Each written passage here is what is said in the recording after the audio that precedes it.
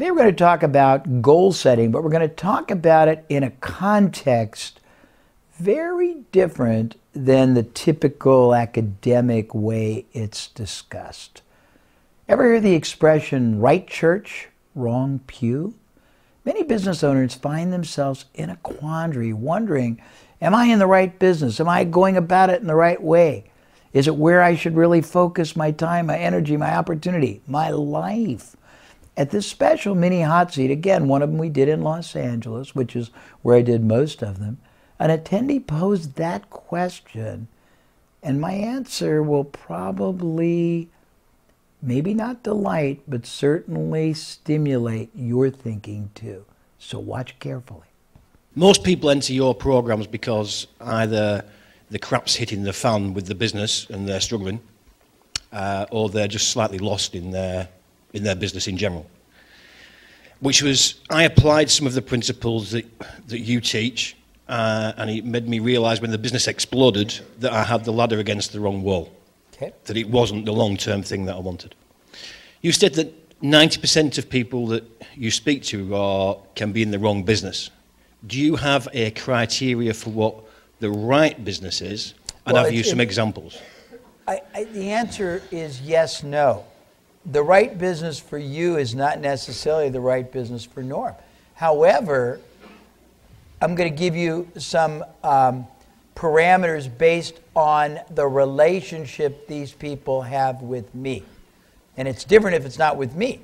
But if they have a relationship with me, it presupposes they have an abiding interest, recognition, acknowledgement, and desire to maximize the powers of marketing, strategy, back-ending, endorsement, all those things. And then so if that is true, then you overlay and say what kind of businesses have the highest propensity to that. Usually it's service-type businesses, recurring clients, lots of purchases where you're investing in building a relationship, but it's ongoing, either more of the same or lots of derivatives. And then you got to ask, what are their goals? Most people don't know it. Most people in business don't reach their goals because they don't have any that are more than just abstract. Making more money is not a goal. It's a wish or a dream, isn't it? I'm not sure what it is because it's not quantified. You know, you got to know what you want to do and how you're going to get there based on your current assumptions. Say you wanted to make $1 million, and you got a training business right now. You did personal training, right? That's right, Jay. Yeah, personal training, let's say, was making $100,000. Well, unless you change something, if it's $100,000 and it takes, an hour a person, and you can do 500 people for $100,000, and you want to make $1 million, you're going to have to find some way to do literally 5,000 people. Now, if you get those 500 to pay 4 times as much, you're going to need 250 more. Or you see what I'm saying? Yeah. You got to figure out your models, but I think you got to know what your goal is and why. A lot of people say, I want to be a $100 million company. Why? So I can make $3 million. Well, if you can make $3 million from a $6 million company with 1/10 the headaches, the capital investment, maybe that's better. You have to ask a lot of self-discovery questions. Next, you got to know your skills.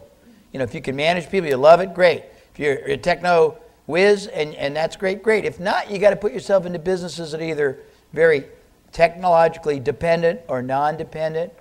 If you have income goals and you want to, like Laurel was talking about, taking business income and using it for external investment, that's one strategy.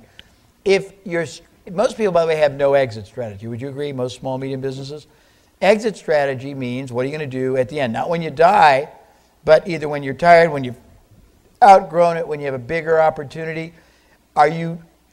I believe, but it's my belief imputed on you guys, you can reject it, that for the same time and effort, you can build an asset worth a lot of money that's worth 10 or 20 or 30 times more when you're done with it than you're making now, or you can have not a business, you can have a vehicle that works as long as you work it, and when you're done, nobody wants it, and the only way you can sell it is if you buy it for them and earn it out, which is basically a joke.